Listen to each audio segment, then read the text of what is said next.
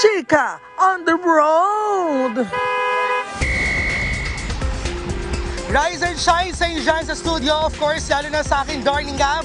Live tayo ngayon dito sa EDSA Kamuning. Ipakita na agad natin ang sitwasyon ng trapiko ngayon dito. Kita natin na akala natin special non-working holiday. Pero ang bigat ng sitwasyon ng trapiko, ang nangyari po kasi kanina, bandang 5:30 in the morning, ay meron pong isang van na sumalpok sa barrier along EDSA busway dyan sa taas sa Kamuning flyover.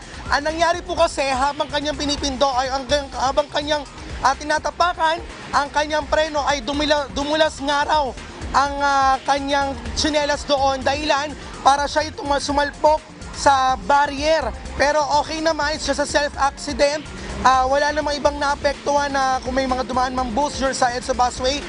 It's just a self-accident. Right now, yung mismong driver ay nasa police station. Nakikita natin right now po, etong van na ito na may plate number na NCT 3385 ay dinadala na po ng MMDA sa lugar kung saan pwede muna iwan ni saglit itong sasakyan na ito, no? Dahil dyan, talaga naging mahaba po ang pila ng mga bus na nandyan sa EDSA busway. In fact, halos wala nang ang kababayan natin o kavive natin ang naghintay na makasakay kanina sa mga ruta dito sa busway dahil wala namang makadaan na bus.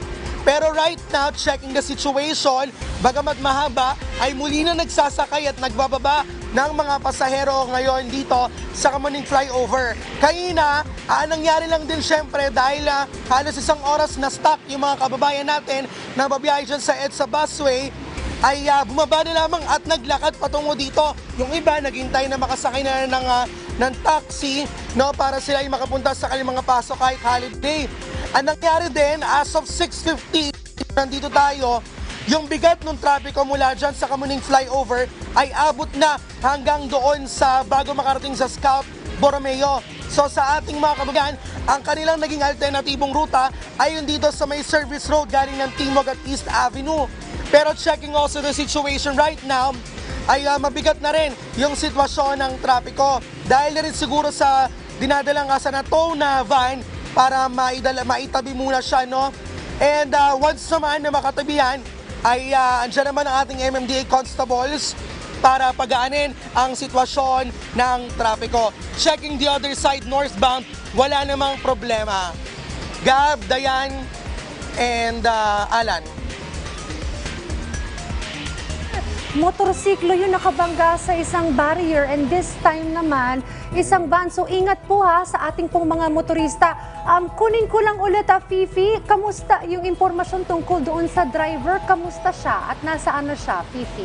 Yung nakabangga doon sa barrier na may dala ng minivan. Medyo maingay kasi hindi ko masyado marinig, Marcy, Dayan.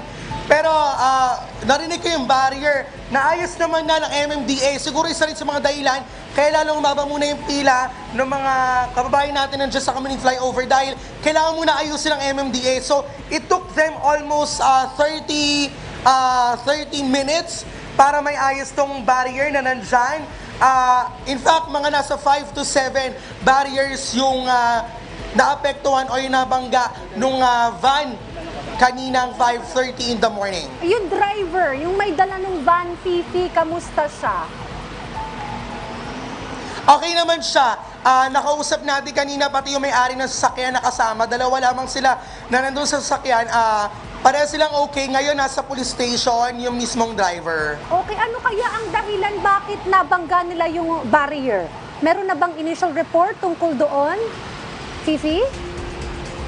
Pinaka nangyari kasi kanina ay gaya na banggit natin, no, ay mismo nung natapakan niya ang kanyang preno ay dumulas daw yung kanyang tsinelas.